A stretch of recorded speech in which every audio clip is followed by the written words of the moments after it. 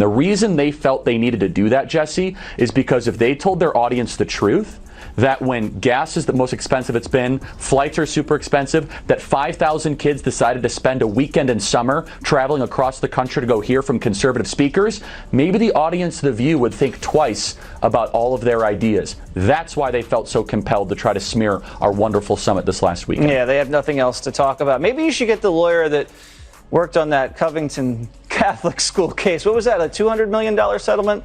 I think, Charlie, you could use the money, and your students definitely could. It all started with a smirk. Sunny Hostin walked into The View like she owned the place, ready to fire off another one of her holier-than-thou monologues. You know the type. Lots of buzzwords, zero self-awareness. This time, she decided it was the perfect moment to look down on people who didn't go to college.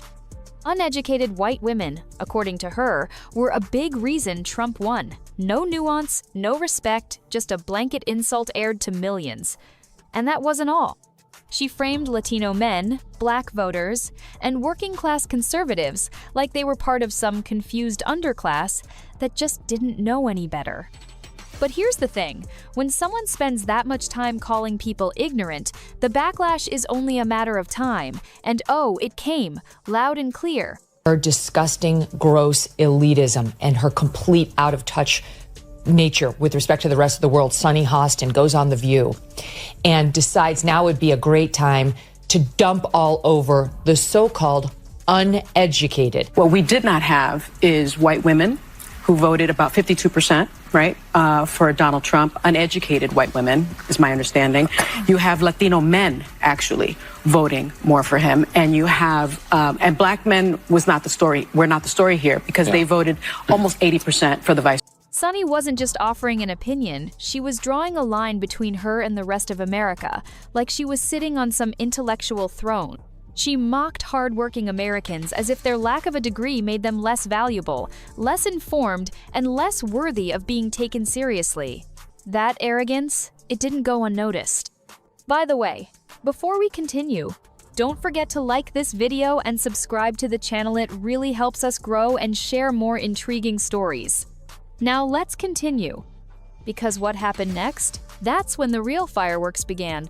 But if you thought Charlie Kirk brought the fire, wait until Megyn Kelly entered the scene. She didn't need to yell. She didn't even need to raise her voice. She showed up calm, steady, and dangerous in a whole different way. While Charlie hit hard with raw facts, Megyn started slicing through Sunny's image with quiet precision. No dramatics, no insults, just a binder full of contradictions stacked, sorted, and ready to go. Just because you didn't go to college doesn't mean you're stupid, and it doesn't mean that you don't have wisdom. You can go to college and get a bunch of irrelevant facts about how men can allegedly give birth or whatever they teach. But I said this to our team. I said working people, the muscular class, including working women, they are so in favor of Trump and they don't want to be called stupid. One by one, she exposed how Sunny's so-called moral outrage only flares up when it suits her politics. When a conservative steps out of line, Sunny explodes on air. Full-blown lectures, emotional speeches, pointing fingers. But when it's someone on her side, silence, not even a blink. Megyn laid it out like a prosecutor building a case. She didn't come to debate, he came to dissect. And every example made it harder for Sunny to hide behind her usual act. She showed how Sunny's image as a truth teller was just that, an image. A role, carefully managed, always protected by the echo chamber of mainstream media, where no one dares to push back. But this time, that protection vanished. And Megyn wasn't done yet. She was just setting the stage for something even deeper. The founder and CEO of Turning Point USA and the author of the new book, The College Scam. So, Charlie, do you accept The View's apology? I mean, regardless of whether or not I accept it, the question is, do our students accept it? That's really what's at heart here. They went after our 5,000 students at our event there of high school and college kids. And look, I get attacked all the time. People say false things. I'm a public figure. But when you go after 16 and 17-year-olds that travel from across the country that then have to live for the rest of their life with a shadow over them because someone at ABC says that they might be linked to neo-Nazis, something that would turn Sunny's whole performance into a house of cards ready to fall. Then came Charlie Kirk, not with yelling, not with drama. He came with something much heavier called blunt truth. While Sunny was busy pointing fingers, Charlie was pulling out the receipts. He didn't just talk, he brought the facts. He called out The View for trying to smear 5,000 student-shy school and college kids who had traveled across the country to attend a conservative summit. Not celebrities, not millionaires, just regular teenagers who care about politics. And what was their crime? Sitting in a crowd to hear conservative voices. That's it. And Sunny, along with others on The View, painted them as somehow dangerous or connected to extremist views. Look, what did it take for us to get to the point of an apology? We had to threaten a lawsuit, Jesse. And by the way, we're still entertaining it. We're talking to some of the best lawyers out there that are experts in this. And as you know, these things can be very complicated. There's a lot of facts and circumstances around it. But we're not going to let this go, because you should not be able to smear 5,000 high school and college kids and then just be able to walk away. Think about that. Labeling 16 and 17-year-olds just because they don't share her politics. Charlie didn't let it slide. He said it clearly. It's not about him accepting an apology, it's about those 5,000 kids who now have to live with that stain just because someone on TV couldn't handle the idea of young conservatives gathering in one place. And it's not just about outrage. He hinted at something bigger. A lawsuit. Yes, they're still talking to lawyers, and they're serious. After all, what would you do if someone on national television threw dirt on your name for no reason? This wasn't a Twitter fight, this was real. And it was just getting started. But here's where things got brutal. While Sunny kept repeating the same tired lines, Charlie Kirk flipped the script with one statement that hit harder than anything else. Just because someone didn't go to college doesn't mean they're stupid. That shut down her elitist rant in seconds. He didn't just defend the so-called uneducated, he praised them. He called them the muscular class, the people who build, fix, lift, deliver, and make America work. She's specifically there referring to the women, but of course it's the non-college educated men as well who voted for Donald Trump. And the nerve of this woman, to whom the country has given so much, to try to dump on people who didn't go to college. Look at you, look at your achievements. How do you like the so-called uneducated now? Working men and women who don't want to be called ignorant just because they didn't pay for a gender studies degree. And then he hit her where it hurts. He said, sure, you can go to college, but nowadays that might mean being taught nonsense like men can give birth. He wasn't mocking education. He was mocking the fake superiority that people like Sunny wear like a badge. He exposed how she uses labels like uneducated, not as a fact, but as an insult. It's not about IQ or wisdom, it's about control. Control of the narrative, control of who gets to speak, and who gets mocked. Sunny walked in thinking she was about to school conservatives on national TV. Instead, she got a front row seat to a lesson in humility. And the teacher wasn't wearing a blazer. He was wearing facts.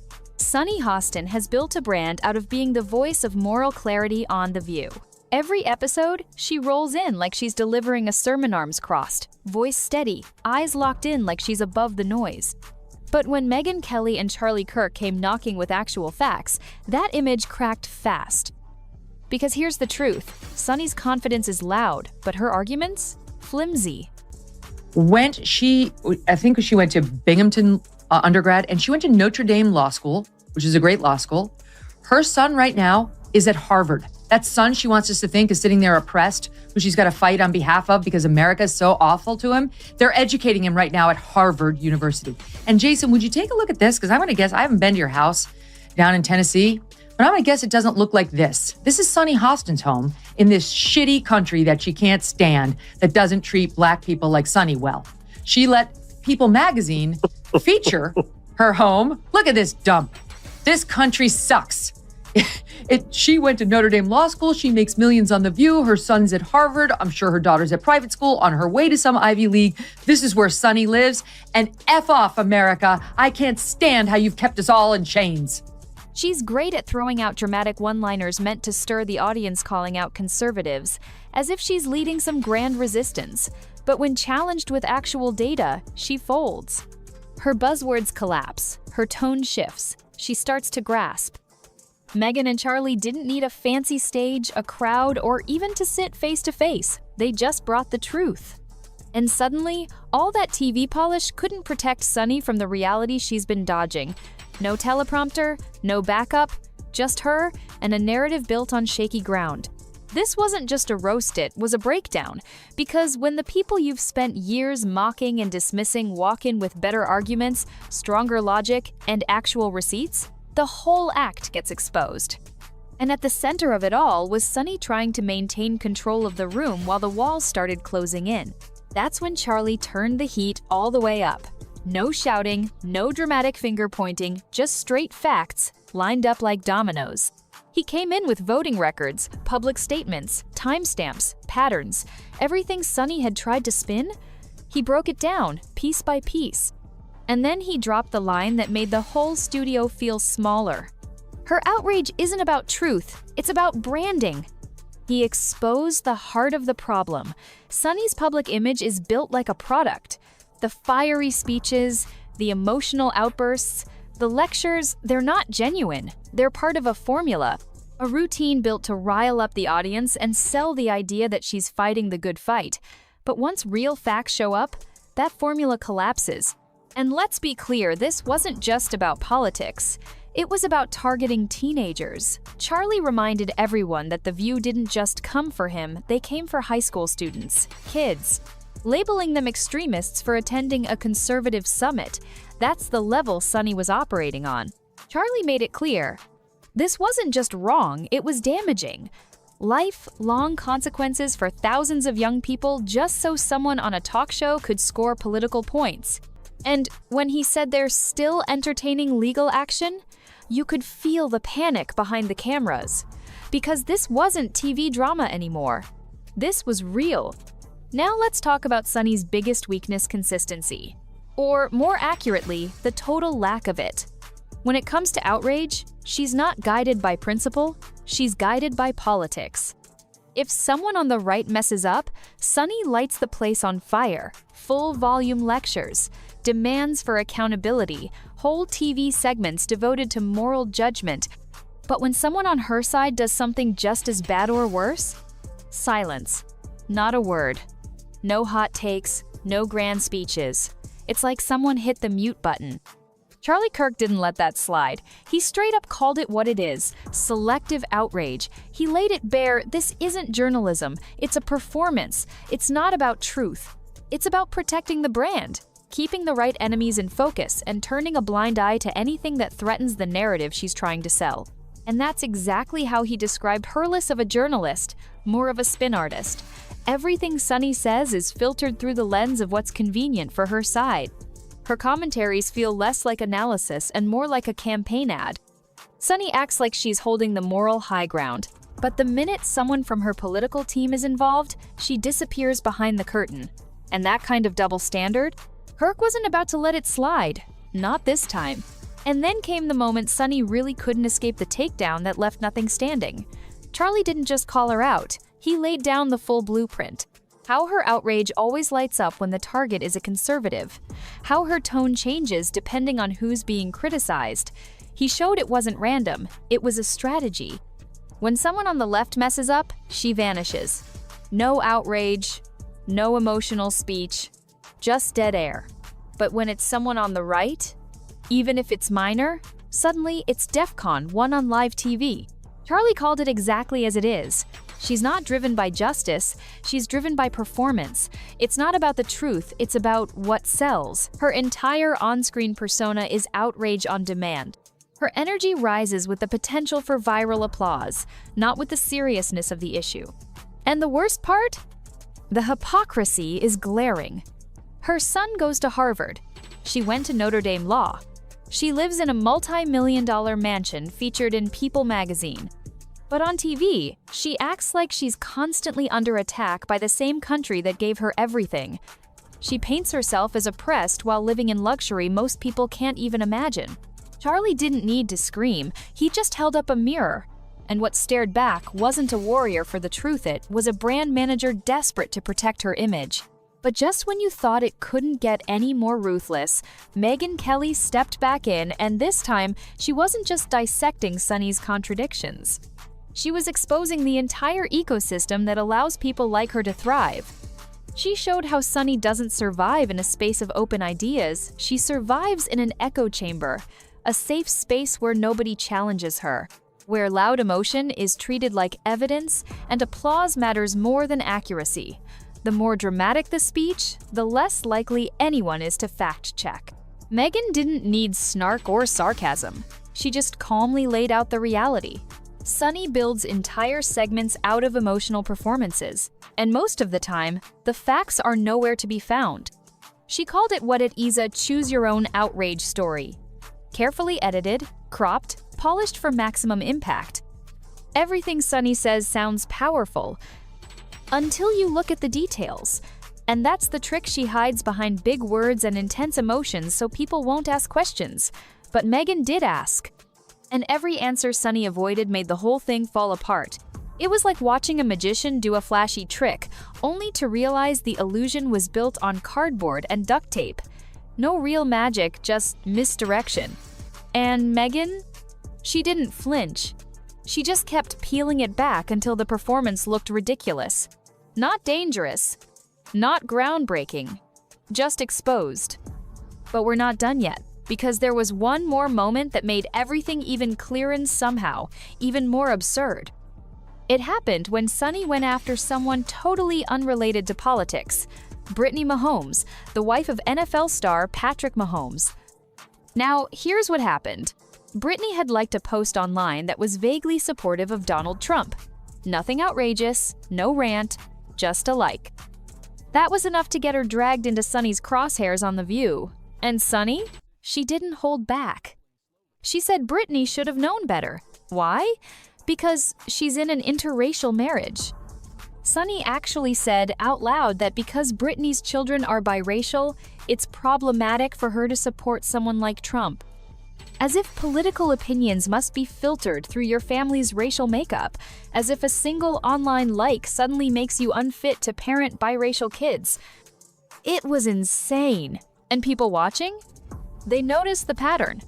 Once again, Sunny took a situation that had zero connection to her, twisted it through her narrative machine, and turned it into a social justice lecture. But here's what makes it worse. Sunny didn't stop to think that not everyone sees the world as a stage for personal outrage. Some people just want to scroll, laugh, and live their lives. Instead, she used the moment to launch another speech, shaming Brittany like she had committed some public crime. And that's when it became painfully obvious. Sunny doesn't know when to stop. Every situation, no matter how small or unrelated, gets twisted into a personal soapbox. She doesn't just fight for causes, she picks targets. And when she picks one, she makes sure to drop the hammer in front of a national audience. Now compare that to Charlie Kirk and Megyn Kelly's approach. They didn't rush in with emotional overreactions. They didn't go off on someone for liking a post. Instead, they built their case with facts, examples, and patterns. They showed how Sunny's outrage isn't about truth or justice, it's about control. Control of the narrative, control of the audience's emotions, and control of who gets to be the hero and who gets to be the villain. And that's what really separates this whole showdown from your usual TV feud. It wasn't a back and forth with cheap jabs. It was a full-on unraveling of a persona that's been protected by media silence for years. For Sunny, this wasn't just a bad look, it was exposure. She got caught using her platform not to inform, but to judge, to divide, to perform. And when someone finally pushed back, when Megyn and Charlie showed up with facts and called out the inconsistencies, there was nothing left to hide behind. No edits, no applause, just the raw truth. And just when Sunny thought the storm had passed, Megyn dropped the final grenade, the one that blew the whole image wide open. She brought up Sunny's own words, her own history. Turns out, Sunny, who constantly lectures others on racism and justice, has slaveholders in her ancestry. Her family moved from Spain to Puerto Rico with slaves. That's what Sunny herself admitted. And yet, she still sits on The View, wagging her finger at everyday Americans, talking about systemic injustice like she's untouched by it. Megyn didn't scream about it. She just calmly pointed out the obvious. Sunny reshapes every story to fit her narrative, even her own background. That's not honesty, that's damage control. Megyn exposed how Sunny's performances follow the same formula every time: big emotion, big claims, and huge gaps in logic. If a detail doesn't fit the outrage, it vanishes. If it makes her side look bad, it never gets mentioned.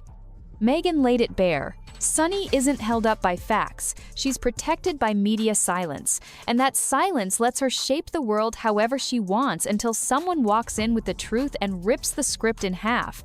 In the end, it wasn't about who yelled the loudest, it was about who brought the facts. Charlie cracked the foundation, and Megyn carved it down to nothing. The truth didn't just shake Sunny's narrative, it exposed it for what it really was. A carefully crafted show that only works if no one ever asks real questions. If you enjoyed this video, don't forget to hit the like button and subscribe to this channel. Also, drop your thoughts in the comments. See you on the next one.